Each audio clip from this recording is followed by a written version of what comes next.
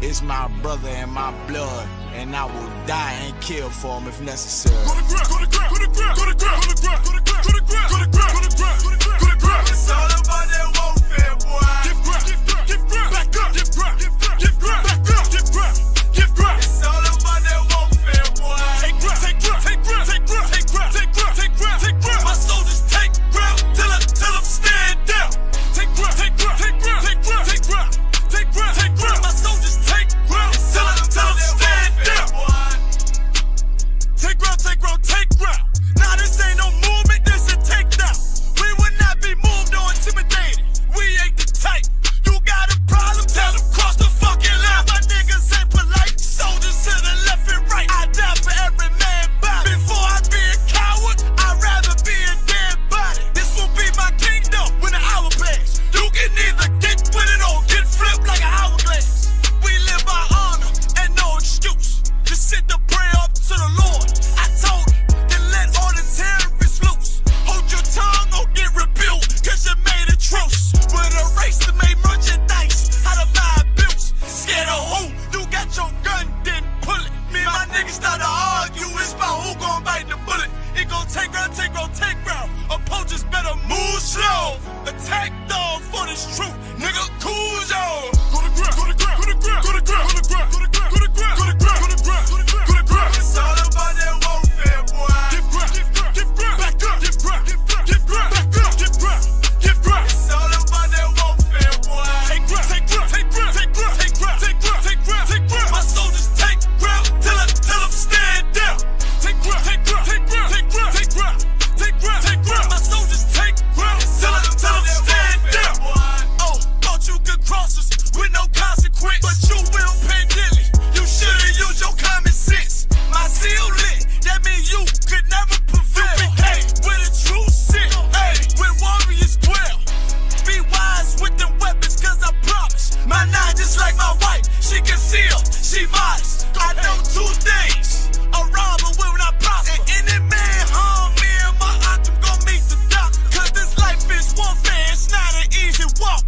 Been watching my people die, so you can miss me with that love talk. My UPK soldiers, any man try to cross your path, make him regret it. What that mean? Fall on his ass. Comparing me to you really ain't no contest. Long live one West. Say what? Long live one West. This for those who thinking we ain't ready for. Tell them back up, I'm about to drop something heavy for. Go to ground, go to ground, go to ground, go to ground, go to ground, go to ground, go to ground, go to ground, go to ground, go to ground. It's all about that warfare, boy. Give ground, give ground, give ground, back up, give ground, give ground, give ground, back up, give ground, give ground. It's all about that warfare, boy. Take ground, take ground, take ground, take ground, take ground, take ground, take ground, take ground. My soldiers take ground till I'm stand down. Take ground, take ground, take ground, take ground, take ground, take ground, take ground. My soldiers take ground till I'm stand down.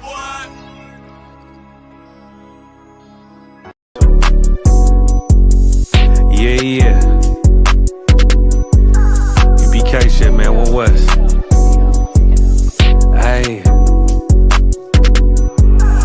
I'm a UPK nigga, I'm stuck in my ways. That's on them, letting cowards fill up they ranks.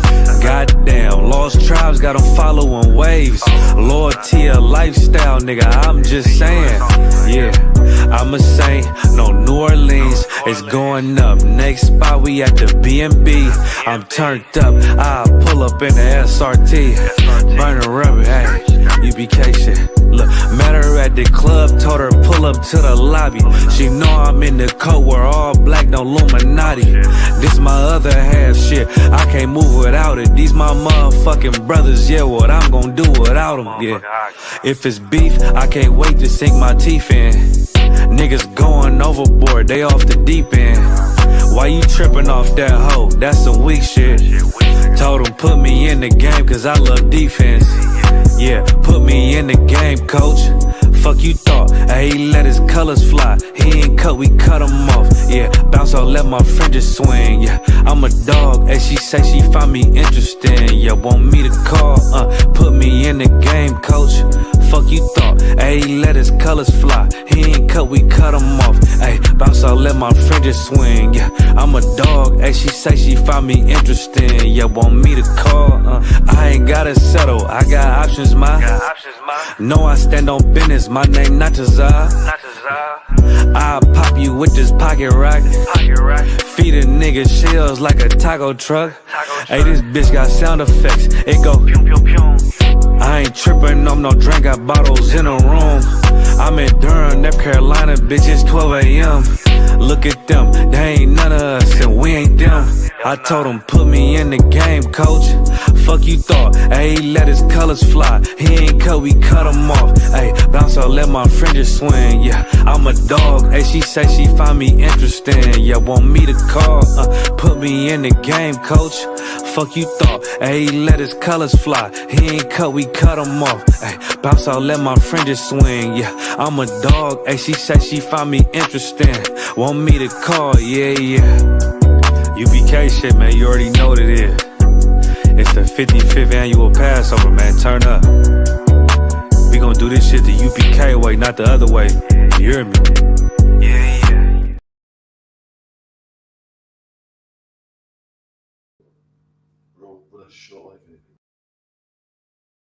That's why I don't know you. I'm not letting nobody sell you crack. You know why? Because I never saw you before. But you a black man like me. That's right. And it's worth something. This is Black Watch with Commanding General Yohana, the only man to lead blacks, Latinos, and Native Americans. God made man on this earth. The white man he made man. God made man. God wants man to obey him. Bringing you real news. You don't need a black man in the White House. You need a black man in every black house. For many years, there's a lot of black people who didn't realize how deep the racism of white America was. You ain't gonna do nothing unless you decide where you gonna stand at with the Most High. This station is now the ultimate power in the universe. Righteous solutions to issues.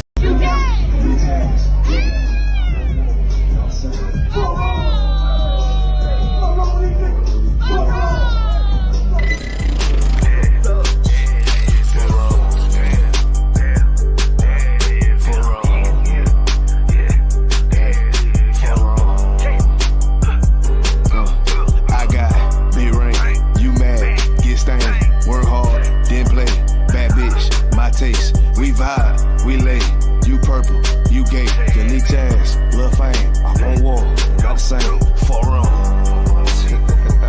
For wrong, these people. For wrong. I try to tell these motherfuckers time and time, nigga. For wrong. Pussy ass, purple ass nigga, man. For wrong. They get your born ass right. Niggas better get their weight up, you little body bitch. Worry about a damn pay cut, you little body bitch. I ain't worried about none of these niggas, little body bitch. You damn scare rag, cow ass little body bitch. Had to fuck around, get my rank up, you little body bitch. And I'm pouring up, yeah, young nigga, and I'ma take a sip. Yeah, all these niggas want down hate, but tell them zip it lip. Cause you a dumb ass, scare ass boy, little body bitch. Damn, and I ain't worried about nothing, nigga, nah, I ain't worried about shit. I got more than one, so you know, nigga, don't reminisce. I spit flavors on these damn beats, niggas better catch a pitch. Never knew a goddamn man be scared to represent. But you a whole ass, dirt ass, little damn body ass nigga. Get body with it damn scripture with your little body ass nigga. Nigga, I'm a true priest, true line, nigga, true Zion ass nigga. And you a little boy, little bitch ass, little body ass nigga. I got big ring, you mad, get stained, work hard, didn't play, bad bitch, my taste. We vibe, we lay, you purple, you gay, you leech ass, lil' fame, I won't war, not the same, for wrong. For wrong, nigga. For wrong. I tell nigga, for wrong. You get your shit together, nigga. For wrong. Work it.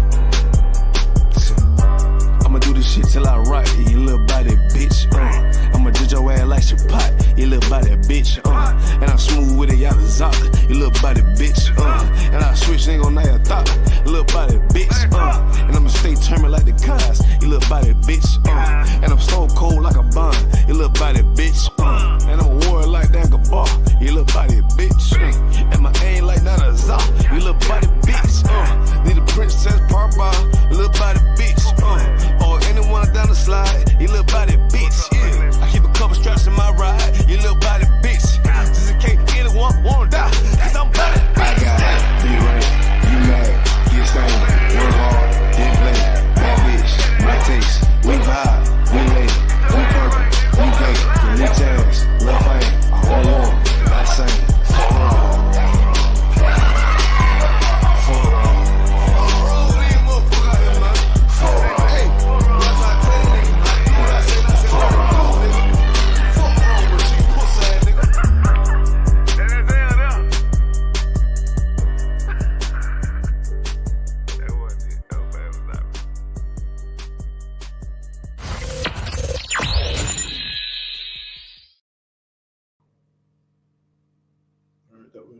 Hey, Shalom Israel. This is the Wednesday night history class. Also, remember, check out Commanding General Yohana's radio show, 2 a.m. UK time. The class is here Monday through Friday. Let me just this way. All right. So we're gonna continue with the whole. We started last week. Allah, we can get finished today. Hold on. So yeah, we're gonna try and today. Also, any questions? Bear with me. Let's try the audio.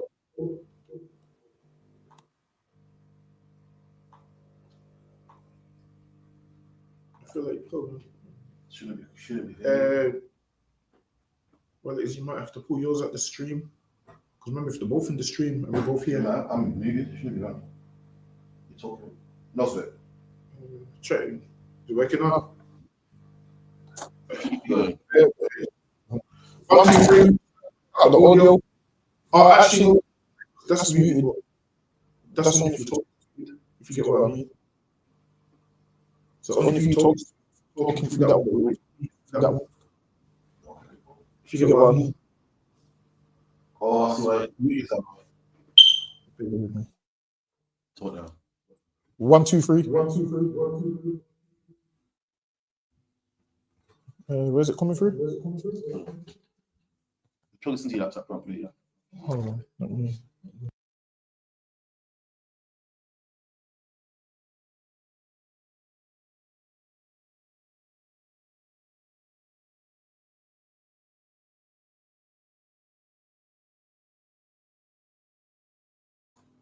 All right, somebody give me a 1 in the chat if you can hear me clearly. We're just working out the audio. I believe we might be ready to go. Hold on, bear with me 1 second. What are the settings as well? See this USB. So. I don't think I can. You know, I got no mouse. Bear with me. Audio. Yeah. All right, let's go. All right, yes, okay. We're going to jump right in. Lucky, go ahead. Right, some people find it surprising that Guy Fawkes, the man who played such a central role in a Catholic terror plot, was born and raised into a Protestant family. So now, most people didn't even know that Guy Fawkes was raised into a Protestant family. How was he raised into a Protestant family? His original father was a Protestant, but his father died when he was young, and his mom remarried a Catholic, and that's how Guy Fawkes became Catholics. That's lucky. Go ahead. Khan. But as we shall see, this is just one of the things that many of the gunpowder plotters had in common. So imagine all of these Catholics. A lot of things they had in common is that what they grew up Protestant.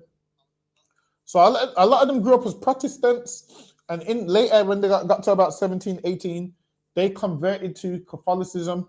But before that, a lot of them was born Protestants. Yes, lucky. Go ahead. Khan. Alongside Guy Fawkes himself in his years was Christopher White, commonly called Kit, with his brother John, known as Jack, was also at the school 2 years above Guy and Kit. The Wrights were the sons of John and Ursula Wright of Plowland Hall, Holderness, and were born Protestants. So now, some of the other men involved in the gunpowder plot, they were born Protestants. The reason most people don't know the names of the other men born in the part of the gunpowder plot is because they focus on Guy Fawkes, because he's the guy that got caught. He's the guy that got caught in the room under Parliament with all the gunpowder. So that's the reason why people know Guy Fawkes only and don't know the others. But he weren't even the main man in the plot. He was just a man that was good at certain things, but he weren't the main man. That's lucky. Go ahead. Come. But in their 30s, they, along with Guy Fawkes, would find themselves plotters in the gunpowder treason. Another pupil at the school was Robert Middleton, who converted to Catholicism and was executed for his faith in 1601. So now, another member of the pupils, meaning people that they went to school with, Guy Fawkes and them is seeing Catholics getting executed. They're seeing Catholics getting executed under Queen Elizabeth. So people they went to school with, he's seeing them getting killed because of their faith. So a lot of the gunpowder plot This what led them up to it, because they was like, yo, when Mary was in charge, we was good. Queen Elizabeth took over. Now we're getting killed. We're losing our land. We're getting fined. We've seen people we went to school with get killed. So now they've took it upon themselves like, yo, something has to give. We're not going to let this slide. Slucky, go ahead.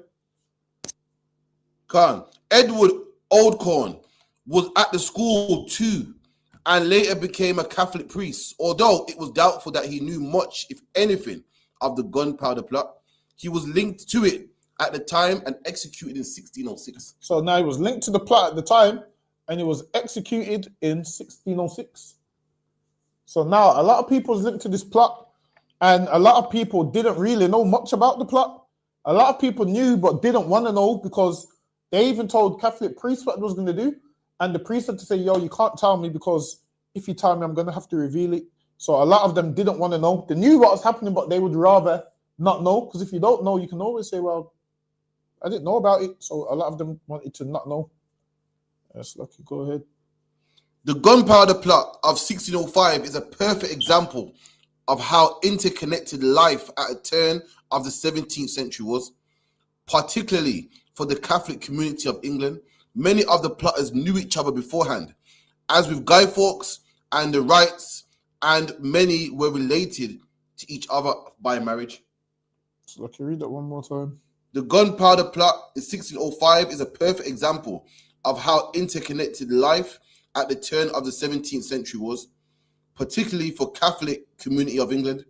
Many of the plotters knew each other beforehand, as with Guy Fawkes and the Wrights, and were related to each other by marriage. So a lot of them was related. So a lot of them to school together, even they was related through marriage. So, okay, go ahead. Canada on concert. In late 1587, or possibly early 1588, Guy Fawkes left York behind and went to live with his mother, sister, and nephew, a new stepfather, Salakia, initially at Pulling House in Little Trimble, and then in a much larger property they acquired in Scotton. This was to be a pivotal moment in Guy's life, for while his father had been a lawyer acting in the case of... So his father was a lawyer, but not a lawyer that you would think. His father was like a clergyman. So his father was like one of them Protestant men that would go collect the money of the Catholics. So that's what his father would do. Yes, Lucky, go ahead. Canada on concert.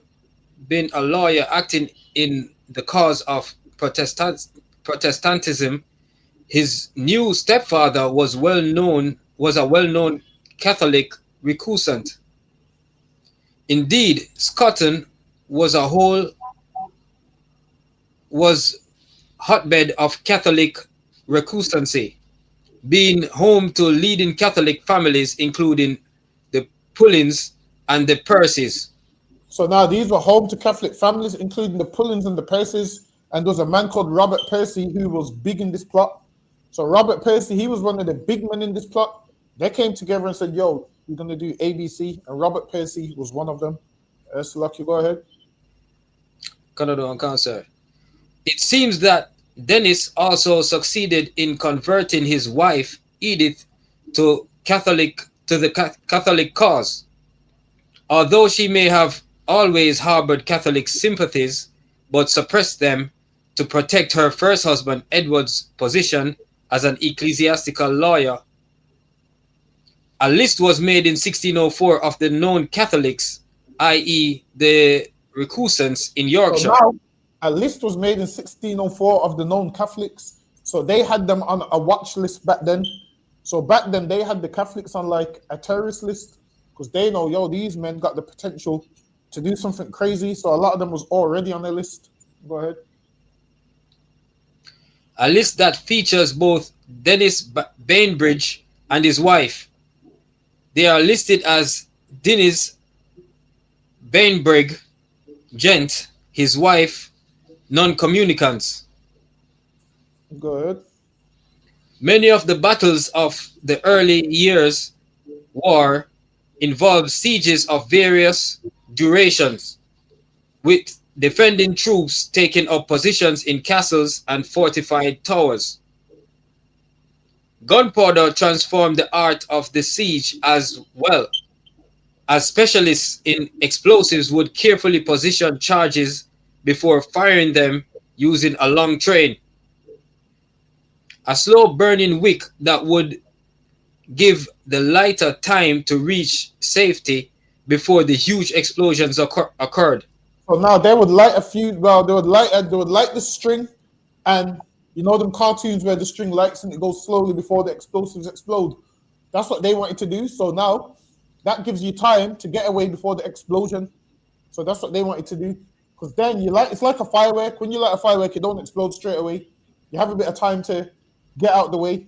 So just imagine giant fireworks. These that had explosives, and they would need time to get away before it explodes. Lucky, go ahead.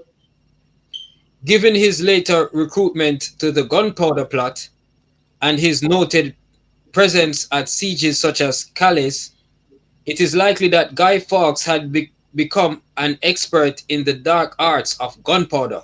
See, so that's why they use Guy Fawkes. Why? Because he had become an expert in the dark arts of gunpowder. Gunpowder is not a thing that any man could use. Like, you're just thinking, yeah, gunpowder, we can just use it and it works. No.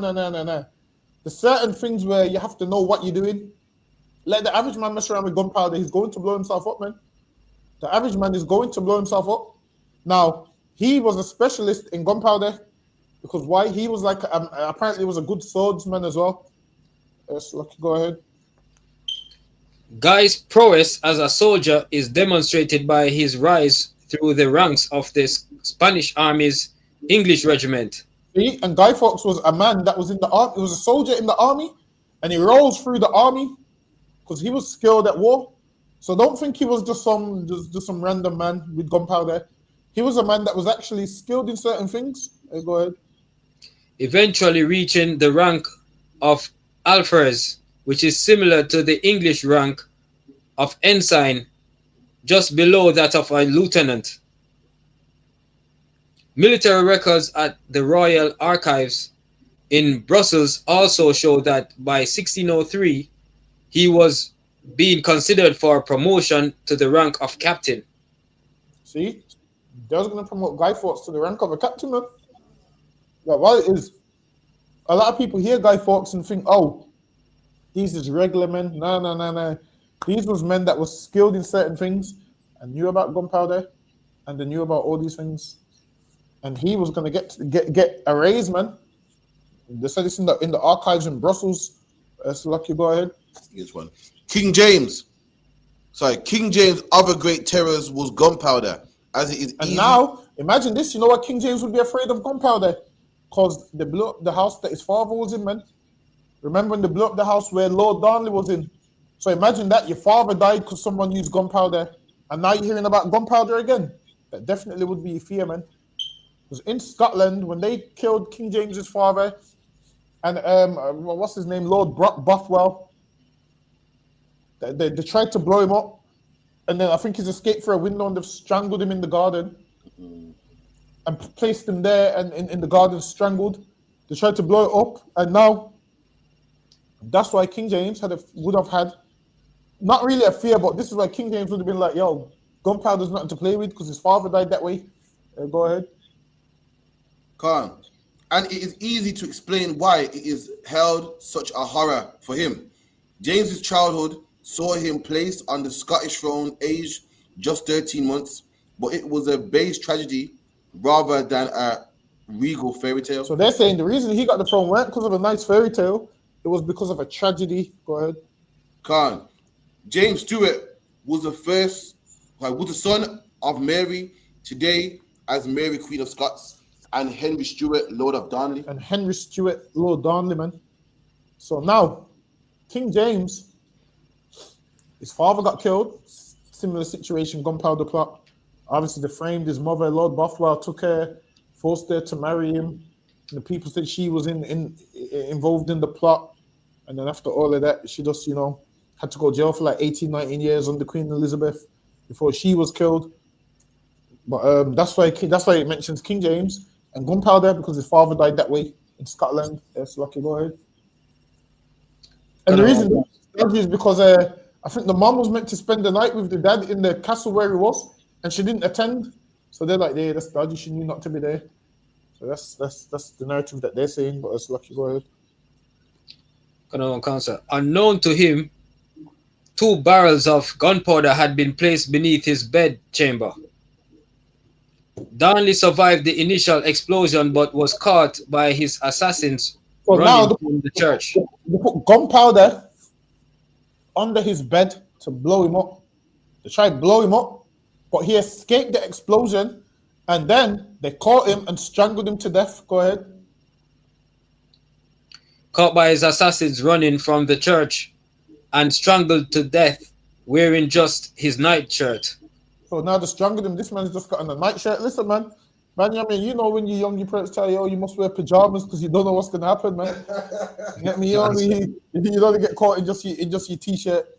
So sometimes you got to have the pajamas on, man. Listen, I seen a picture of there was a fire and a man had to come down with just his drawers and then those ripped in that. This is why. Sometimes you got to, sometimes you got to have some clothes close by just in case.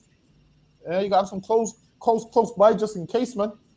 Lord Darnley was just out there in his drawers and a t-shirt, man, and he's running, and the assassins caught him and strangled him. Yes, Lucky, go ahead. Sir. Thus it was that James Stewart, son of Mary and Henry Stewart, unless the Rizzio rumors were true, acceded to the Scottish throne as a 1-year-old. He would hold onto it for nearly 58 years. Gaining power at such an early age must have been... He was on that throne for a long time, 58 years, man. Who's the longest serving monarch? Queen Elizabeth, right? I think she got longer than that. Didn't she get like... Nah, she died at about 97. You want to BC gun? Yeah. Oh, yeah, I thought you meant last one. No, so I think she was on the throne, was it about 70 years? I think she got some kind of jubilee for 70 years on the throne. That reign sounds long, right? Listen, Christ's reign is going to be forever, man. That's right. Listen, what these monarchs celebrate ain't going to be nothing from that day. That's Lucky, go ahead. Canada on concert. Gaining power at such an early age must have exerted a profound effect on his ego. But he would also have a lifelong fear of assassination. And listen, that's most black men's fear, that, they got a lifelong fear of assassination, man. When you're on top, you feel like everybody's out to get you. So now, of course, you're going to be like, damn, are they going to come and get me today? You're going to have tight security, man. And imagine him hearing about all the plots, and then he hears about the gunpowder plot that almost was successful. Listen, man, that'll make you paranoid for life. Go ahead. Cancer, and especially of gunpowder. It was gunpowder and its aftermath that had swept his father and mother away from him while still a baby. Although his mother Mary lived until her son James was 21, they would never see each other after her exile. Yeah, read that part one more time. Cancer. It was gunpowder and its aftermath that had swept his father and mother away from him while still a baby. Although his mother Mary lived until her son James was 21, they would never see each other after her exile. See? So when people say King James had sex with his mom, stupid, don't make no sense. His mother was took away from him when he was a baby, and they would never see each other after her exile. So much that when Mary used to send letters to James, to her son, the people in charge of delivering the letters wouldn't let him get the letters, man. She used to write letters and talk about, I miss you, I ain't seen you from you as a baby. And he used to want to speak to his mom, and they used to be like, nah, don't. There's a lot of people in between that mother and son relationship. So when people say, King James had sex with his mom and killed his mom, that's a lie.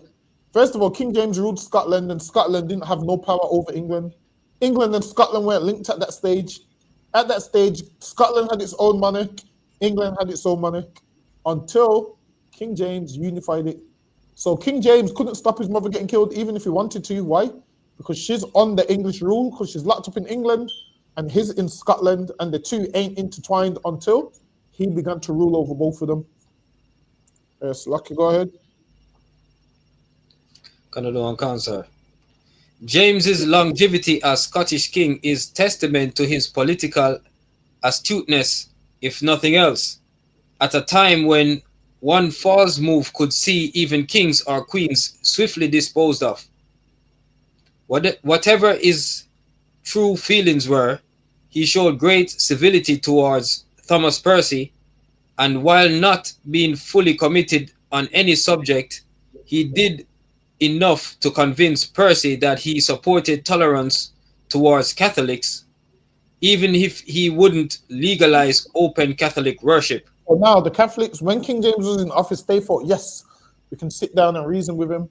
And he showed them tolerance, but after a while, they weren't happy with what was happening. They thought, yo, we're getting a new monarch, everything is gonna fall into place how they wanted it.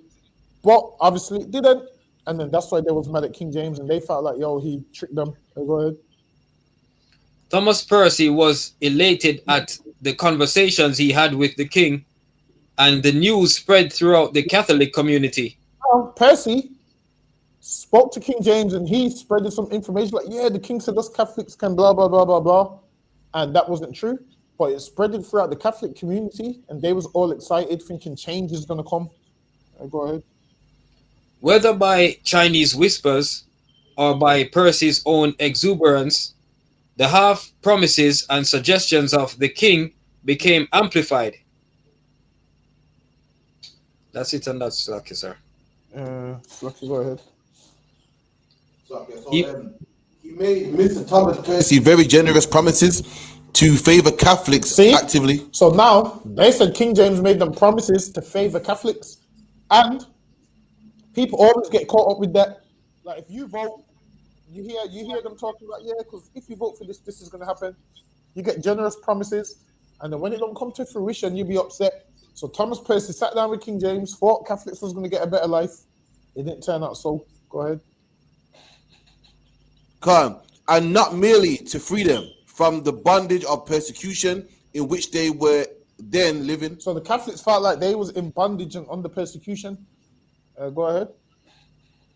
Indeed, he would admit them to every kind of honor and office in the state without making any difference between them and the Protestants. At the last, he would take them under his complete protection. The king promised all this and much more than I write here. So now he wrote this to Catholics, yo, the king promised this, and this is what he said will happen. He will take us under his wing, and he promises us protection.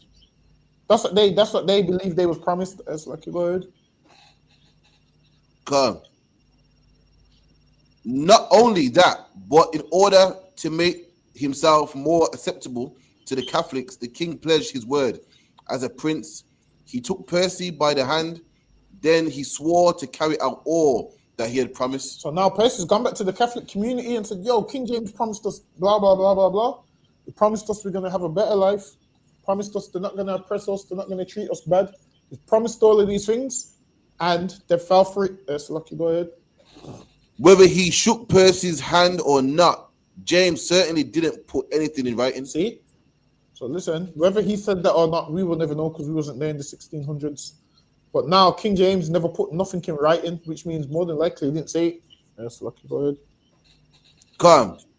Nevertheless, Catholics began to look forward to his presumed succession, particularly as it was popularly believed that his wife Anne of Denmark had secretly converted to Catholicism. So they believed that his wife Anne of Denmark secretly converted to Catholicism, and then they was like, yo, his wife's a Catholic, so he's going to have a soft spot for us. So that's what they're thinking. His wife's a Catholic, so there's going to be a soft spot. Yes, Lucky, go ahead. Senior figures at the Vatican even believed that James himself, following the example of his wife, might one day convert to the old faith, but in this they were sorely disappointed. See, so they thought, yo, even King James might become a Catholic. So they're thinking England's going to become back a Catholic country, and they're all going to live great, and his wife's become a Catholic, so he's going to become a Catholic, and they're looking at it like that. They're getting their hopes up, thinking about this great change that wasn't going to come. Lucky, go ahead, Benjamin. Canada and Cancer.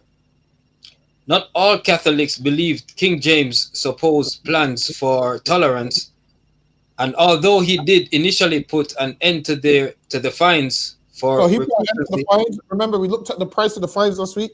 Them fines was expensive, and he put an end to it. Go ahead. Friendly relations with Catholics did not last long. If anything, the persecution soon grew in severity along with the fines. The new king also brought Scotland and England together in a new union and sealed peace at last with Spain. This was the deadly combination. Read that part one more time, Salakia. If anything, the persecutions soon grew in severity along with the fines. The new king also brought Scotland and England together in a new union.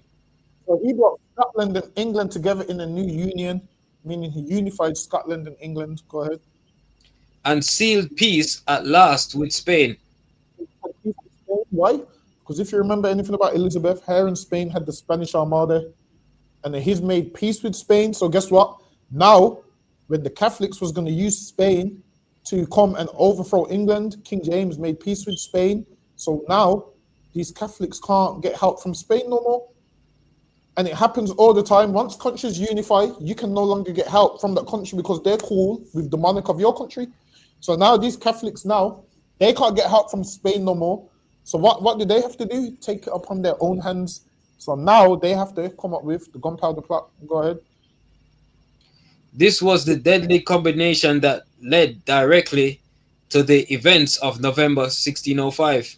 So now this is what led to the events, because now Spain's cool with England, and they hated that because Spain was against England. Why? Because Spain was Catholic, England was Protestant. But King James, being able to unify places, he made them all cool. Yes, Lucky, go ahead. August 1604, the Treaty of London was signed at Somerset House. This brought to an end 19 official years of Anglo-Spaniard War. See, so now they signed the treaty. This brought to an end the English versus Spanish War, meaning they was warring for 19 years. King James came in office, spoke with the Spanish, and brought that to an end. Go ahead. A conflict that in reality had been raging since the death of Queen Mary decades earlier. See, and this was raging since Queen Mary, because Queen Mary was Catholic, she died, and her Protestant sister got the throne. So that's when that war started. Go ahead. While Guy and Kit had been kept under virtual arrest for fear that they would launch a plot. 2 actual plots had already been attempted and foiled during their time in Spain. They were known as the biplot and the main plot, as it was suspected that the same masterminds may have been behind both attempts on King James's life. See, so there was many attempts on King James's life. People are thinking, yeah, there was only one attempt on his life, but no, there was a ton of attempts on his life. Go ahead. The biplot was a plan to kidnap King James and force him to repeat anti-Catholic legislations. The plotters also wanted some anti-Catholic courtiers to be removed. So now they wanted him to come back, and whatever was said bad about Catholics, to take those words back. That's what they wanted him to do. So they planned to kidnap him. There was a time when they even planned to kidnap his daughter and so forth. They had plenty of plans to kidnap King James and his kids. Go ahead. Notably, Sir Robert Cecil. Unfortunately for them, and predictably, Cecil already knew of the plot before it had a chance to be enacted. So now I think his name's Robert Cecil. I think it's Cecil. So I think they pronounce it Cecil. So yeah, Robert Cecil is like it was like an advisor I'm gonna say it was like an advisor to the king or the queen. So he was like a close man advisor. And for some reason, Robert Cecil, I don't know how these would find out anything back then without technology, but they was finding out information. He would find out who wanted to kill the king, who wanted to do this, who wanted to do that. Which lets you know, back in the biblical days, when people could find out about plots, it lets you know it's true. You're just thinking people are only finding about plots now because of the internet. No. The Lord had things in place for you to have, for you to find out if someone's committed a murder in the city, man. Because you bring them, they wash their hands over the heifer. That's how they would do it back then.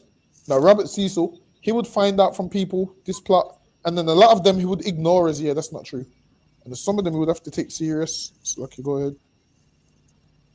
Catholic priests William Watson and William Clark were executed, and Sir Walter Raleigh, thought to be involved with both the by and the main plots, was imprisoned in the Tower of London. The main plot. There was like high-end prisoners, because you go to the Tower of London, that's like a big prison. That's not no little holding prison. That's where prisoners go. They'll put like your big prisoners in there. If you go to the Tower of London, it's because you committed some mad crime and you're a big prisoner, and they need guards 24/7. It's like maximum security. Go ahead. The main plot of July 1603 was thought to be the work of Raleigh and Henry Brooke, Lord Cobham, and its aim was to assassinate King James and replace him with his Catholic cousin, Lady Arbella Stuart. So now they wanted to assassinate King James and replace him with his Catholic cousin. So because England used to be a Catholic country, they wanted a Catholic monarch.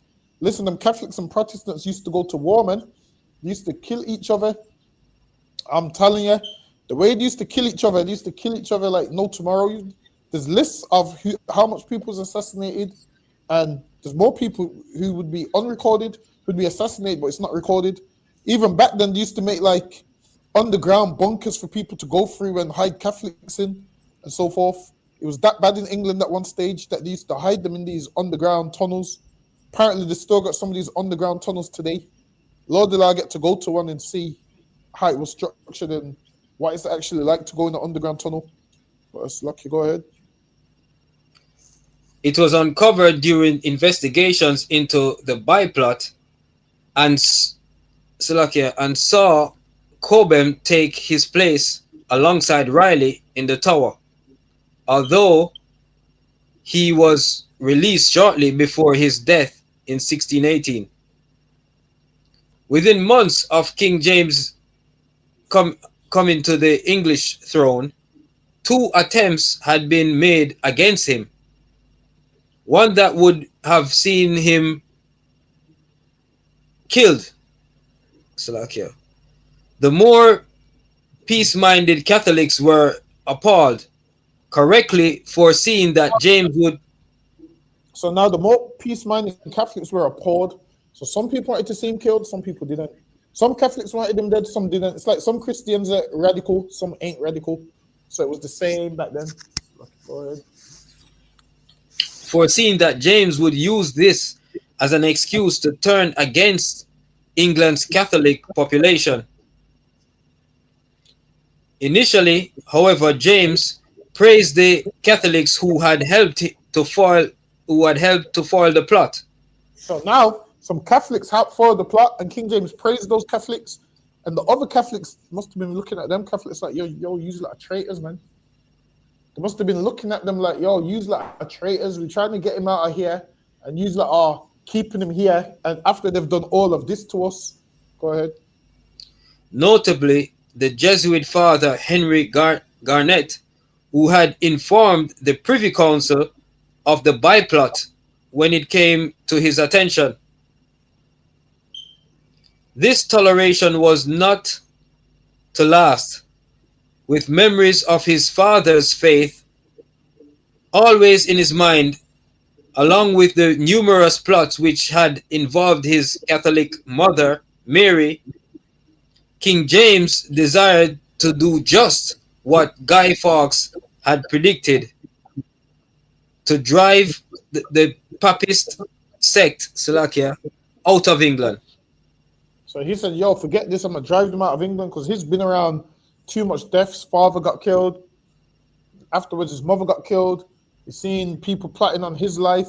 He's hearing about people plotting on Elizabeth. He's saying, yo, I might have to just get these lot out of England, man. Because if I leave them here, one of them are gonna come and kill me. Go ahead. That's that on the slide, sir. Okay. Guy Fawkes' role in the gunpowder plot is frequently misunderstood. So now, Guy Fawkes' role in the gunpowder plot is frequently misunderstood. Most people don't understand Guy Fawkes' role in the gunpowder plot. Go ahead.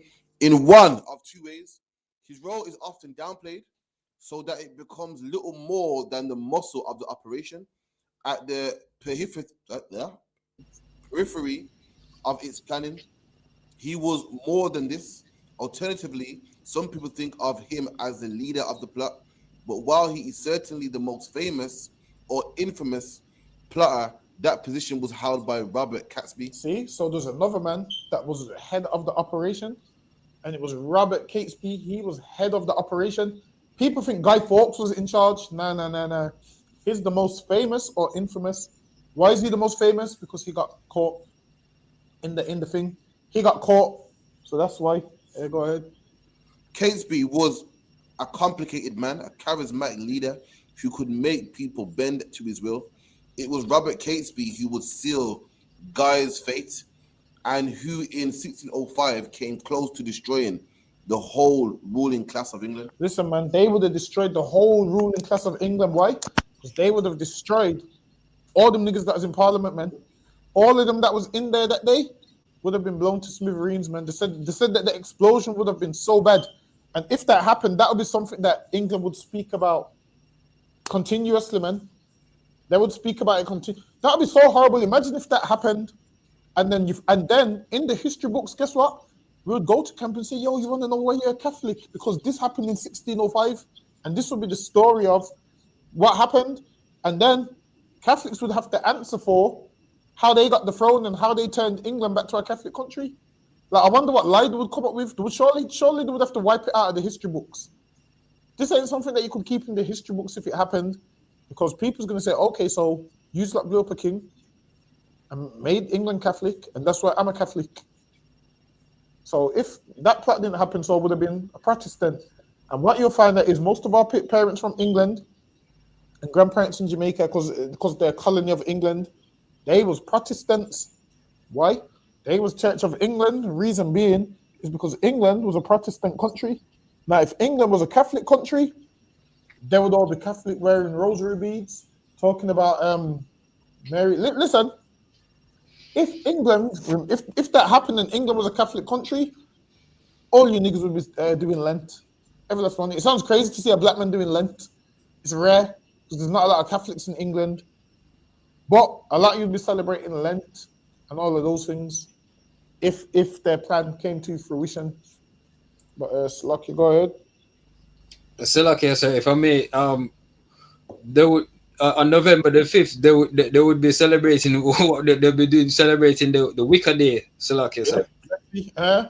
So I'm saying that day they would be celebrating Bonfire Night in reverse.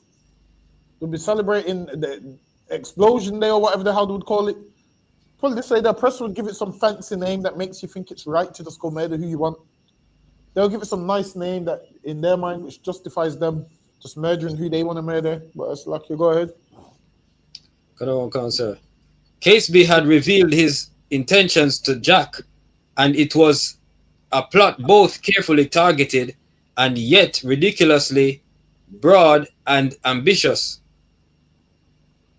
Catesby had known for a long time that killing the king alone would not be enough, a view shared by Guy Fawkes as he spurned a golden opportunity to kill the king not long before the plot was due to be enacted. Okay, so they knew killing the king wouldn't be enough. Why? Because Guy Fawkes had an opportunity prior to kill King James. Because Guy Fawkes was at like a wedding and it was stood right next to King James, right next to him. He had an opportunity to kill him, but they understood that killing the king ain't enough. They needed to get rid of the whole ruling class. So there's no one that's going to offer resistance. Go ahead. No, to gain tolerance and equality for Catholics, not only the king, but all his ruling lords and counselors must be destroyed completely. See, so they wanted to kill the king, his lords, and his counselors. So they wanted to kill the men that was in his court and everything. Because they know we get rid of all of them, we're good to go. And that's what they wanted to do, get rid of all of them. So, Lucky, go ahead. It must be a blow so complete and terrible that the function of the government would be stopped altogether, They leaving wanted to kill everything. Go ahead. Leaving a void that Catesby could fill with a Catholic puppet of his choosing. He was going to put a Catholic puppet in office that he chooses, that he could control, that he could go to them and say, "Yo, do this, do this, do this." He's like the puppet master. They're on the string, and he's the puppet master. Go ahead. So, lucky, sorry if I mean so. So he'll use the puppet so that most people wouldn't know that he was behind the plot. Exactly. Would say Slovakia. And also, he wanted to put someone in office that he could control. That's what he would do. Go ahead. Because Slovakia, sir. Because I'll say, why wouldn't him and Guy Fawkes wouldn't assume that like being ahead of the parliament? Because the reason being is because in order to sit on the throne, you have to have a certain king lineage. So they know they couldn't just sit on the throne, because what will happen? Someone will one day say, "Well, you did it. Let me kill you and sit on the throne." So they believe that the kingship is ordained by God. So then that's why they was going to get another Catholic monarch from somewhere else to put on the throne. So they was going to get the Catholic heir in line. So that's what they was going to do, get the next Catholic heir in line, and then that one would sit on the throne. Because a regular man can't just kill a king and sit on the throne. Why? Because if that could happen, Oliver Cromwell would have sat on the throne. But he didn't. What Oliver Cromwell did was had all the perks of a king, but it was never the king. He was just Lord Protector and Governor. He called himself Governor and Lord Protector. Yes, Lucky, go ahead. Testimony summed up Catesby's plot as he revealed it to the men he recruited. Thus, Catesby decided after much reflection to gather together all the enemies of the Catholic religion in England and get rid of them in one single blow. Liberty. So now, yeah, he said, "I'm going to get rid of them in one single blow." At that time, no one knew what he meant. Listen, he meant gunpowder, man. He meant, "You're going to get rid of them with gunpowder." So Lucky, go ahead. Liberty to be restored to Catholics with no resistance. To carry out this resolve, the best way seemed to him to await the reassembly of Parliament, when the three estates of the realm would be together with the king, councillors, Puritans, and bishops. These were all of them determined that in that time a place they would give the final death blow to the Catholic cause. As we have said, in that same moment of time, the plotters hoped to bring upon their heads the evil they had designed for others. They would blow them up with a mine, and the parliament. It was like, "Yo, everything they've done evil to us, we're about to do whatever to them. We're gonna blow them up, man." That's what they're saying. Go ahead. They would blow them up with a mine, and the Parliament House along with them. And they said, "Blow up the Parliament House along with it." Imagine House of Parliament. They was gonna blow all the up, man. Go ahead.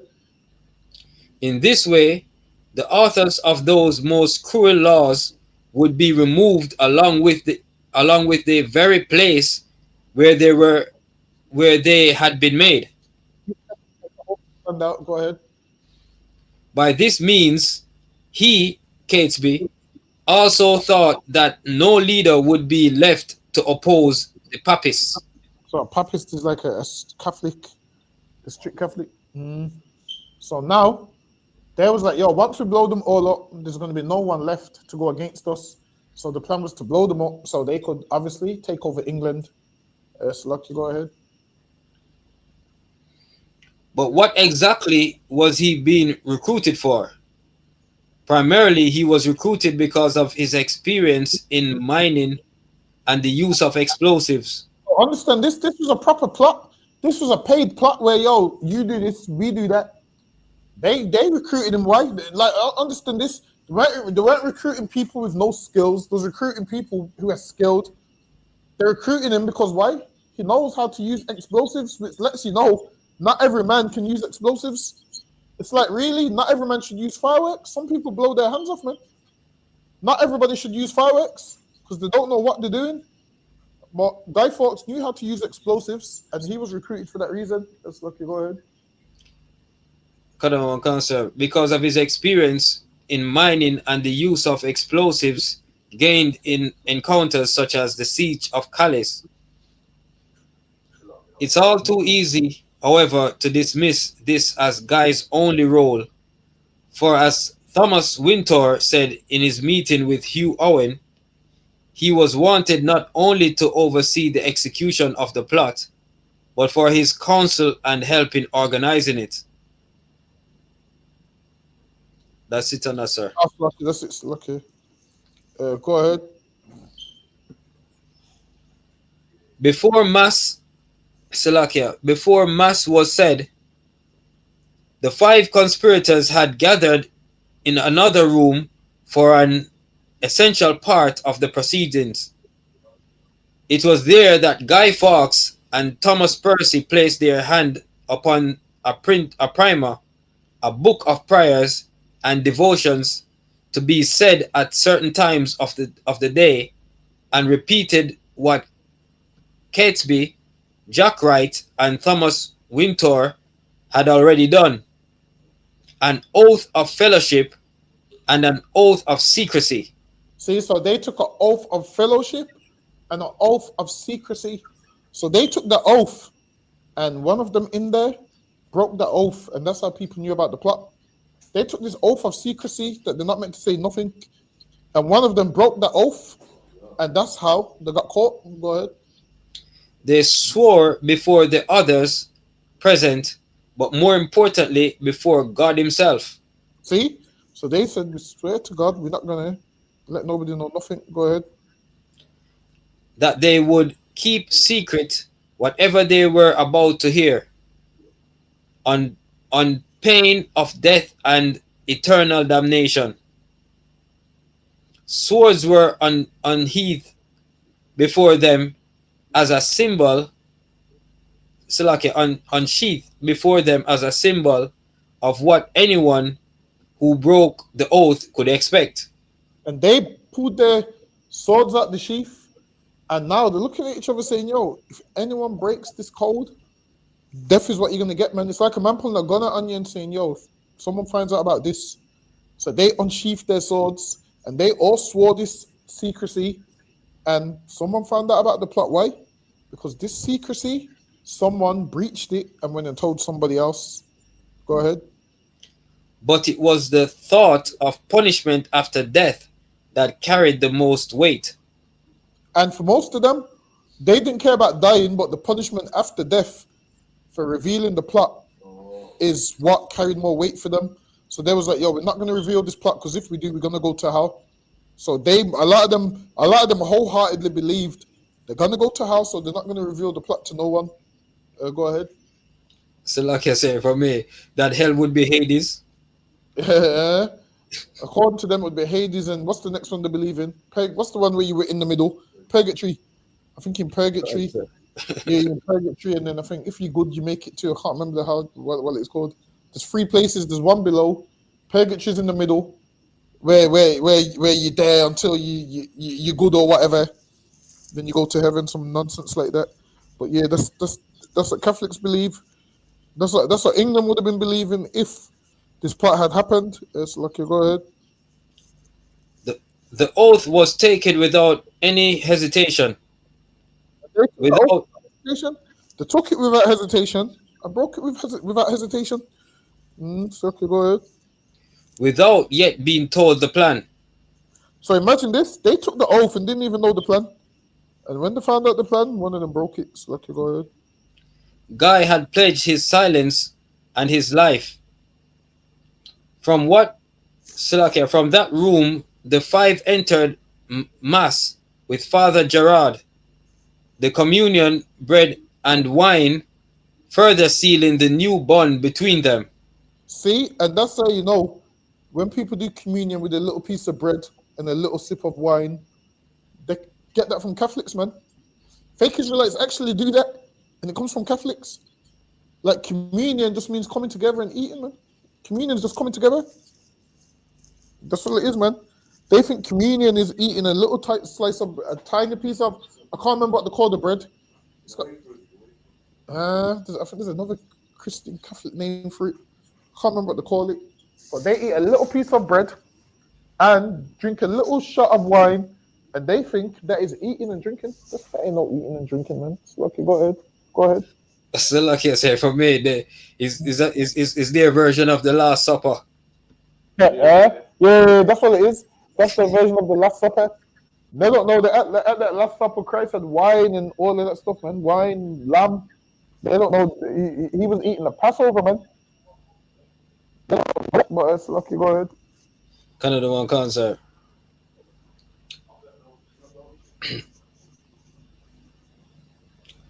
With the mass over, Gerard left the room, ignorant of their plans, but undoubtedly able to feel the tension in the air. So now, the man that was praying with, Catholics have a thing that they call holy. I can't remember his name. The man they pray with, whatever his name is. But now, this is the one that usually leads the prayer for them. So this man's they call him Father something.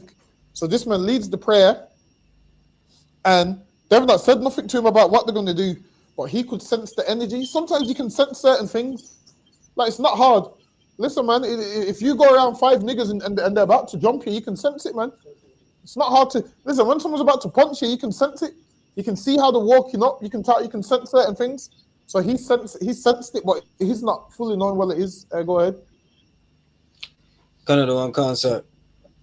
The men were alone, and it was now that Robert Catesby finally revealed the plan in its minutiae. They would find a suitable property near the House of Lords, and from there... They said they'll find a suitable property near the House of Lords. Why? Because if they want to blow it up, they need to be close. So, lucky, go ahead. And from there, tunnel under the building before planting enough gunpowder to completely destroy it and anyone within.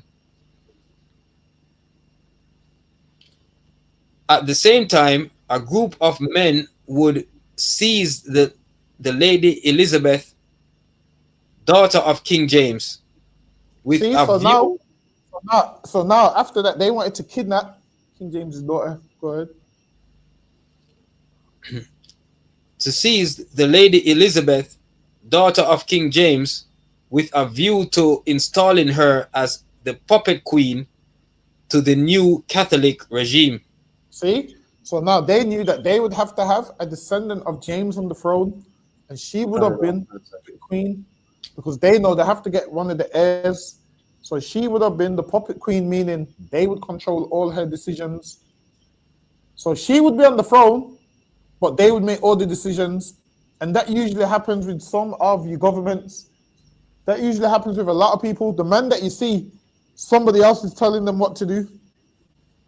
Listen, man, black people really thought Obama was going to save them. You thought he was the man coming up with all them plans. No, it don't work like that, man. There's always someone behind and using them as a puppet. So you think, yep, that person's giving these orders and whatnot, and it's not really that person. Go ahead. Canada and Khan. Guy wholeheartedly approved of the plan. And Guy, meaning Guy Fawkes, he approved of this plan. He heard it and he's like, yo, I'm down with that, man. Go ahead. That's it, sir. That's it, Salaki. Salaki, go ahead.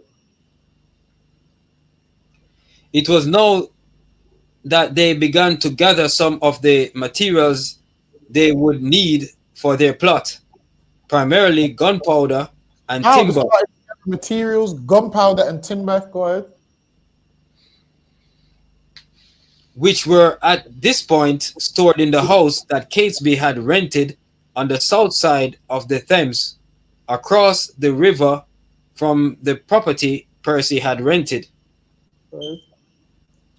By the time the planned explosion, by the time of the planned explosion, the plotters had gathered a huge amount of gunpowder. It is estimated that they had around 2.5 tons contained in 36 barrels, and that this was more than 25 times the amount needed to bring down the House of Lords. So imagine that they had more than 25 times the amount needed to bring down the House of Lords. Go ahead. It would also have devastated the surrounding area to a radius of around 500 meters, Listen, man, taking in buildings. 500 meters. Hold on, let me see how far 500 meters is in miles. Bear with me.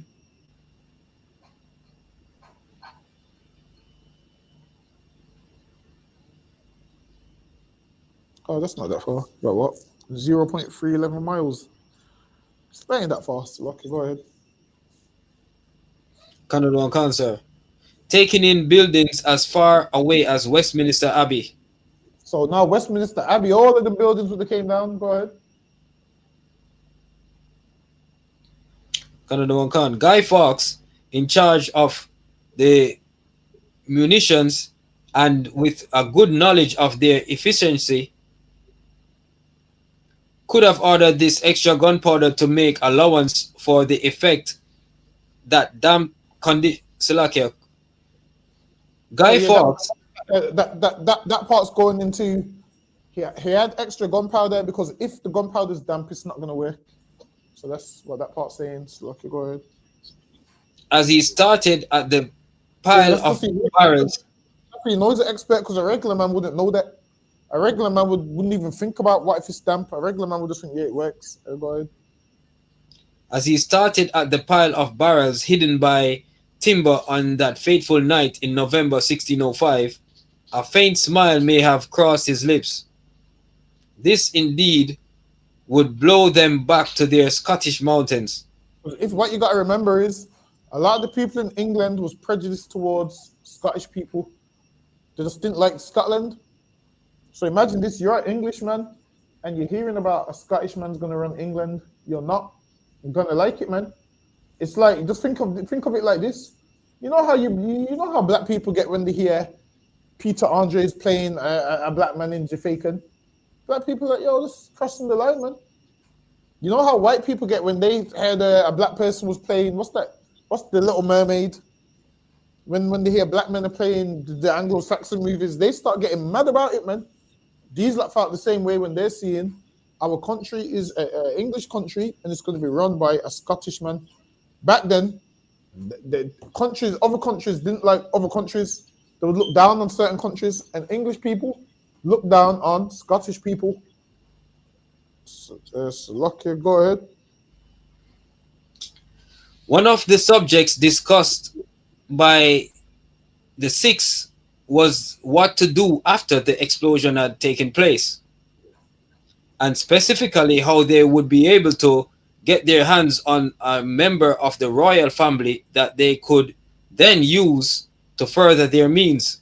Now they know if they kidnapped a royal, they could use that to further their means. Go ahead. At this point, it was suggested that Percy, who was a gentleman pensioner, had easy access to the palace, would enter it and snatch the 6-year-old Duke Charles. Now they even planned to kidnap Charles I, man.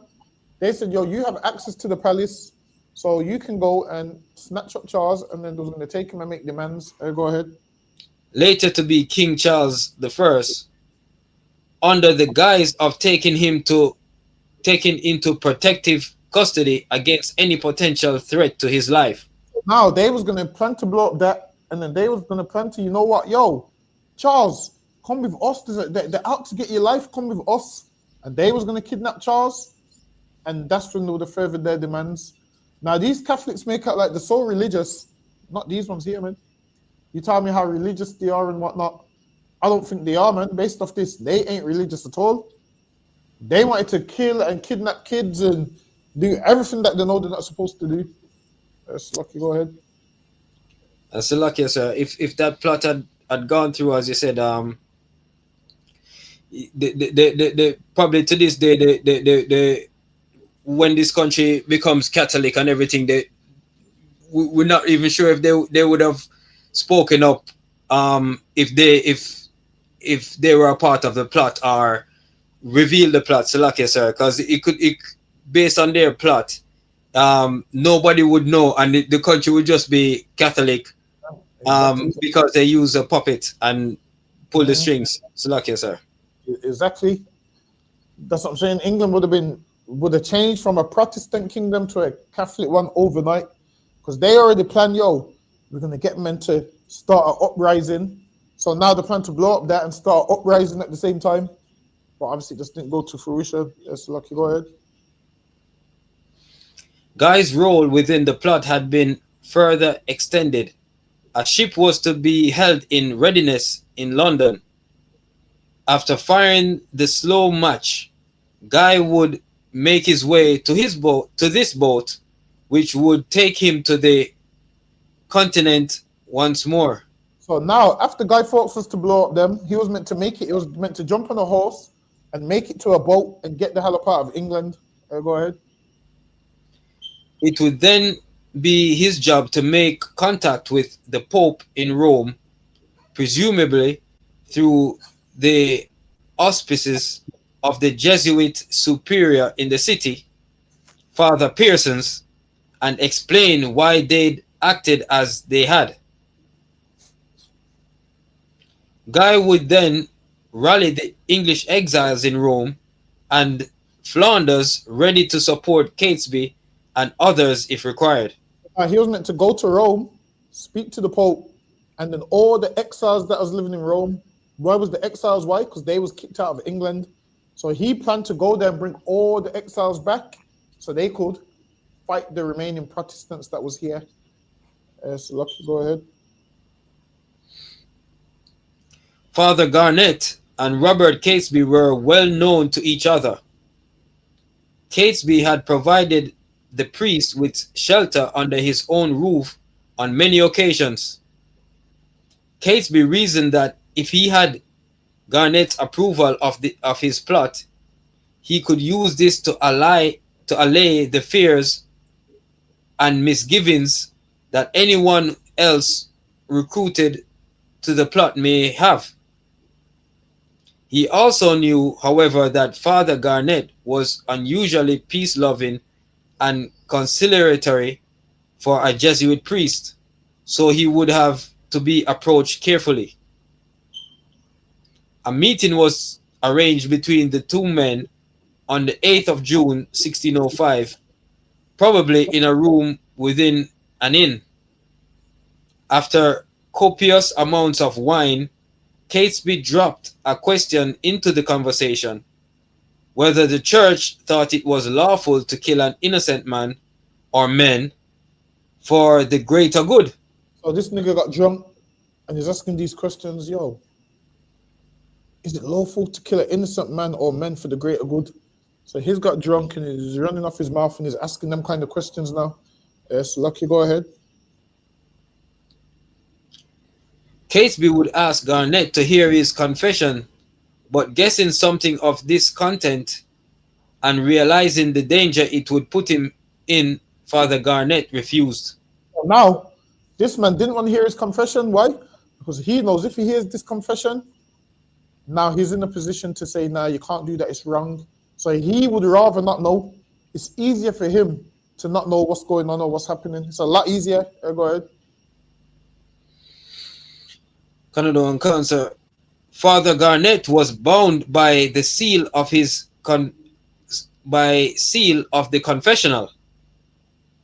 He had gathered that Catesby had a plan that would risk innocent lives. Because But he if he asked that question, he knew it was something to do with that, but he didn't want to really hear.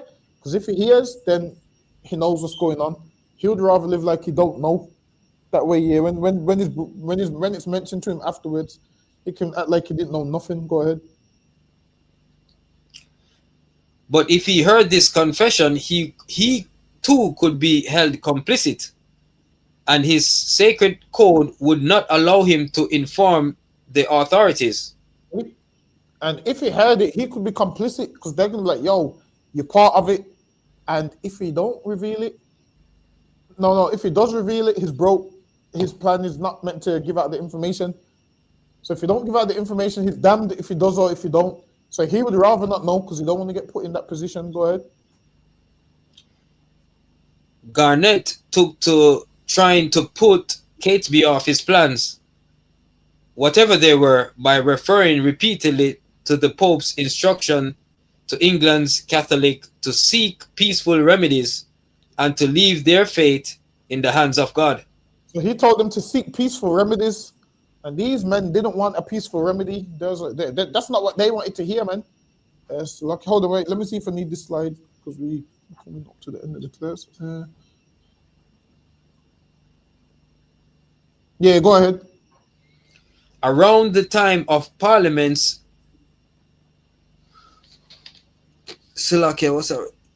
Around the time of Parliament's prorogation, Guy decided to make a further check on the cellar and the gunpowder within it. He had placed certain indicators invisible to others that would show whether anyone had entered the chamber.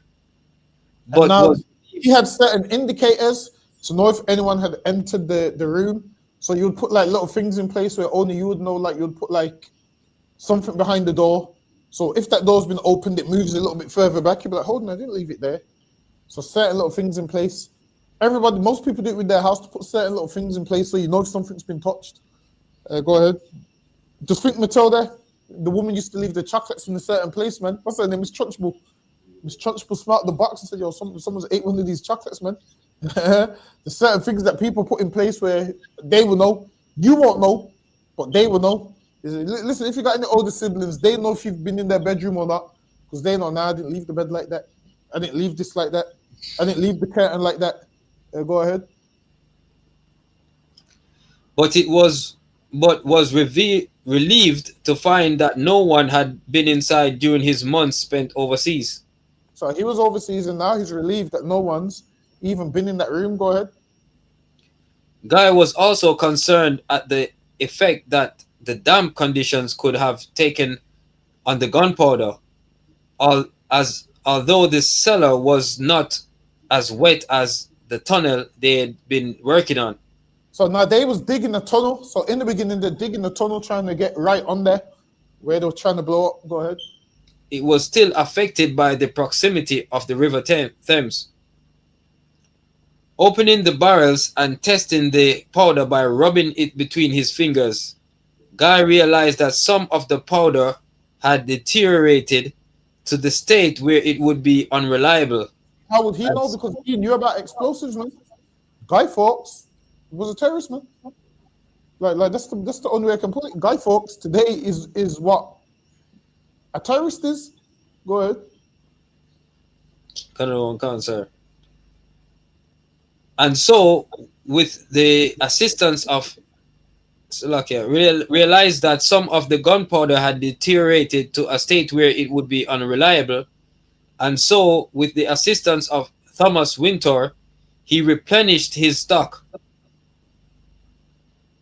Meanwhile, Mr. Fawkes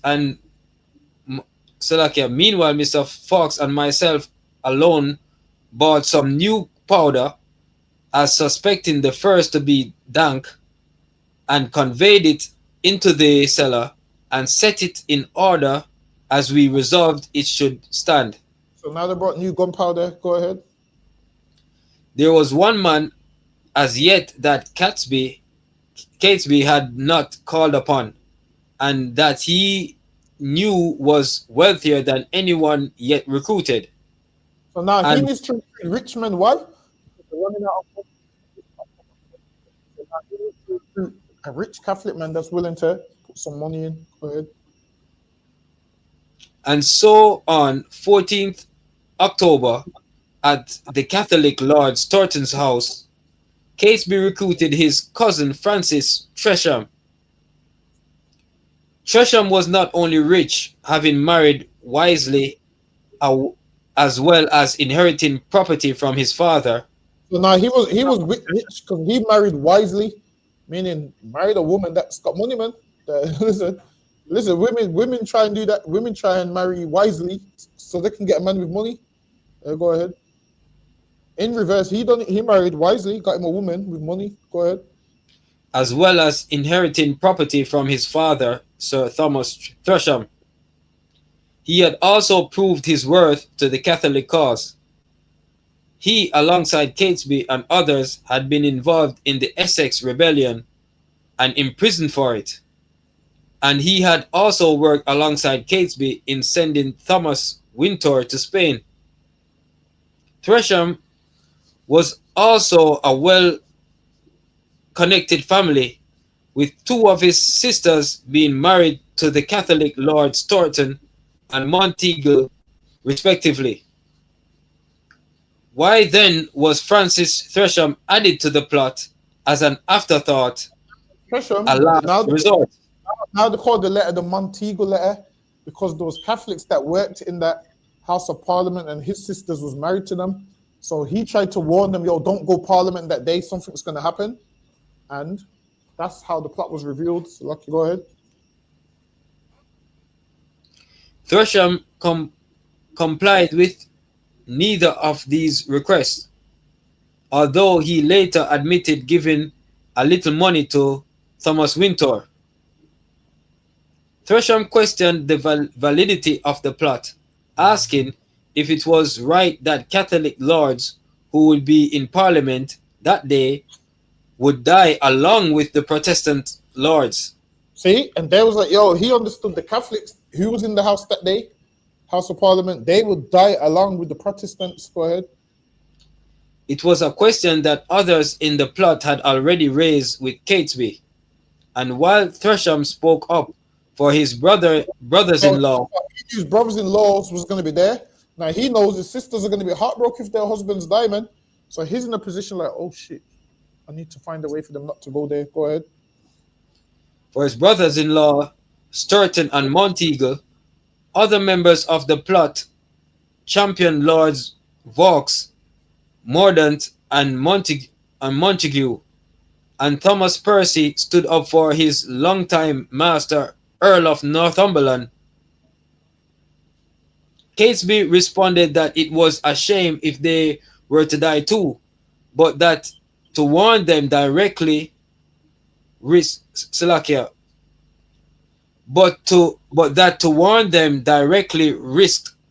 destroying their whole plot. And it was right, man, because he goes, if he warns them directly, that destroys the whole plot. So Catesby was like, yo, they're gonna have to die, man. He's like, yo, they're gonna have to be collateral damage because we need to rule, and some of them just are gonna have to die so we can get this rule. Because if we warn them, that's gonna expose the plot. Go ahead. Reluctantly, at least if his own confessions is to be believed, Francis Tresham agreed to join the plot and be guided by his cousin. Nevertheless, on one occasion it seemed that Catesby defied his own instructions. Lord Montague, the man who had employed Guy Fawkes at Cowdray House, testified that he chanced upon Catesby while walking in the Savoys, a Thameside area of the Strand, on 15th of October. Perhaps Tresham's pleas a day earlier were fresh in Catesby's mind, for he stopped Montague and said, "The Parliament, I think, brings your lordship up now. I think your lordship takes no pleasure to be there. And now he told them, yo, because he's basically said, yo, there's something going on there. You don't want to be there. Now, if someone says that to you, you'll be like, yo, what do you mean by that? Okay, go ahead.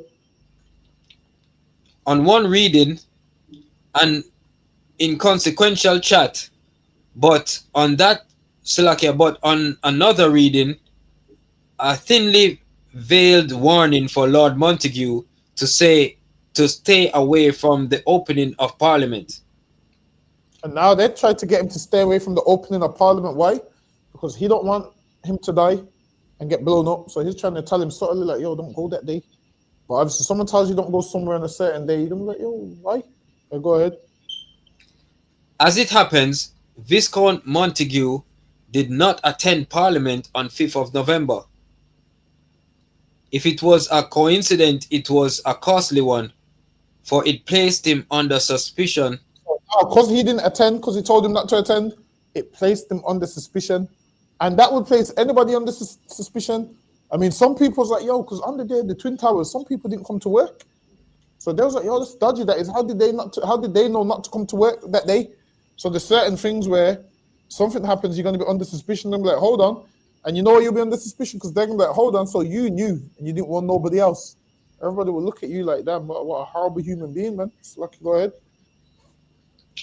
My lord, out of love I bear to some of your friends, I have a care of your preservation.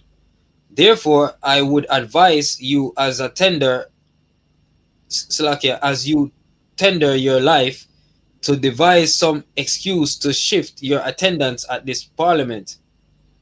For God and man have concurred to punish the wickedness of this time. And think not slightly of this advertisement, but retire yourself into your country, where you may expect the event in safety. For though there be no appearance of any stir, yet I say they shall receive a terrible blow. This Parliament. It says they shall receive a terrible blow. That's what it says, man. They shall receive a terrible blow. So they was gonna blow them up, man. Go ahead. And yet they shall not see who hurts them. This counsel is not to be condemned, because it may do you good and can do you no harm. For the danger is past as soon as you have burnt the letter. And they said burn this letter afterwards. Go ahead. And I hope God will give you the grace to make good use of it, to whose holy protection I commend you. Hold on, do I need this one? Yeah, go ahead. Who then was the writer of the Montego letter? I'm asking who's the writer. Hold on. I gotta skip some of these. I'm trying to. Yeah, go ahead. As one day turned into the next. So now this is guy. The last slide will let you know that they came in. He told him his name was John Johnson. They left and they had a funny feeling. They said, "Now something ain't right." So now they've gone back. So now he's in the room with the gunpowder. Go ahead. Guy heard a faint noise from outside the cellar. He opened the door to see what was amiss. But stepping forward into the darkness, he found himself blinded by the light of a lamp thrust into his face. A man was upon him, who knocked Guy off his feet and pinned him to the floor. Guy overcame his momentary confusion, and a brief yet fierce struggle ensued, in which Guy crushed the man's hand so fiercely that he considered drawing his dagger and stabbing him before thinking better of it. So yeah, Guy Fawkes was trained, man. He was a warrior, trained swordsman, knifeman. He said he was big as well. He weren't no small dude. Armed men came to the guard's aid. Guy Fawkes was having him up, man.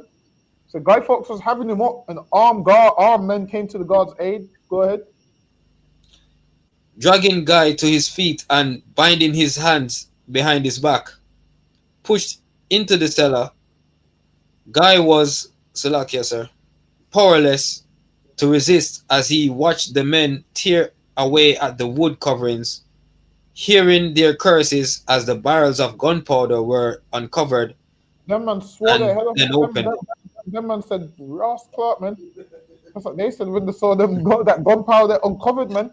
They said, man, yo, I'm telling you, them man was like, yo, the seen gunpowder uncovered. Lucky, go ahead. Guy's pockets were searched next, and within them were discovered touchwood and a match. So yeah, a match is in his hand, in his pocket. Go ahead. The leader of the men approached Guy with his look of disgust on his face, but Guy returned with something but Guy returned it with something approaching a smirk. "You were lucky to find me outside the cellar," Guy said in a calm, confident manner, belying the sickening feeling growing within him. "Otherwise, none of you would be talking about it now, because you would have all been blown sky high." But he told them, "You're lucky you caught me, because you all would have been blown up, man." He said, "You're lucky you caught me, because all of you would have been blown up." That's lucky. Go ahead. The first instruments of torture used upon Guy Fawkes were the manacles. So now, back then they had a punishment called the manacles. Go ahead. These were chains fastened to the wall that were then attached to the wrists, leaving the prisoner's arms vertically extended. The prisoner stood on a series of wicker steps, which was then removed so that the whole of his weight was placed upon his arms, wrists, and hands. In Guy's case, we hear that he was suspended by his thumbs for hours. So now they pinned him up by his thumbs, man. Imagine his thumbs is holding his whole body up. They pinned him up by his thumbs. Go ahead. For hours on end. This was the gentler torture prescribed by the king. Guy would have felt the same sensations related by Father Gerald as he looked back to the time when he himself had been manacled in the tower. Now they're talking about, hold on, yeah, go ahead. Guy endured the same pain and met it with the same resolve. After being released from the manacles, he was then held in the cell known as the Little Ease, just 4 feet high, 16 inches wide, and 2 feet long. It was designed to prevent prisoners from being able to stand up, lie down, or sit in comfort, and must have been especially painful. Imagine this, you're in there, you can't sit down, you can't stand up, you can't sleep, you can't lie down. Everything you're trying to do, you can't do it because it's too small. That's where they had him, man. Lucky, go ahead. For a man of Guy's tall stature, the terrible trial of the manacles, and the threat of worse to come were added beatings and deprivation of sleep, light, and Beat food. him, let him sleep, put bright light on him, put him in the dark. Go ahead. And yet, Guy still refused to be bowed. And Guy Fawkes still didn't grasp. Why? Because Guy Fawkes thought, you know what? They've got me here, but there's going to be an uprising, so they're going to come and get me. He thought, you know what? If I hold out and don't say nothing, the Catholics are going to come and rescue me. Until later on, he found out that, yo, they know about the uprising. They've captured all of them. That's when Guy Fawkes knew this is over for him. Go ahead. On 8th of November, Ward wrote to Robert Cecil to report on his prisoner's steadfastness and obstinacy in the face of torture. And listen, man, my man is not folding. Oh, so lucky. Listen, we're up on the time. We're gonna have to. I don't even know. We're up on the time. Clap it up. I can't even read this on the press. All right, so lucky. Go ahead, Benjamin. You can call it. You know to call it, right? Canada cancer. Oh yeah, go ahead. You can call it. Men of Israel, I'm Adiam. I'm Madiam Sabat. I'm Madiam. Barak. Yahaba Shimia Shai Barakatha. Yahaba Shemir Shabakafam. Yajad Mata. Class dismissed. Well, again, Benjamin. S. Rocky Captain, stay there 1 second, Benjamin. He just needs to S. Hold on. Let me see if we can end it on my screen. Oh, I can't even do it. You able to do it on the. Well,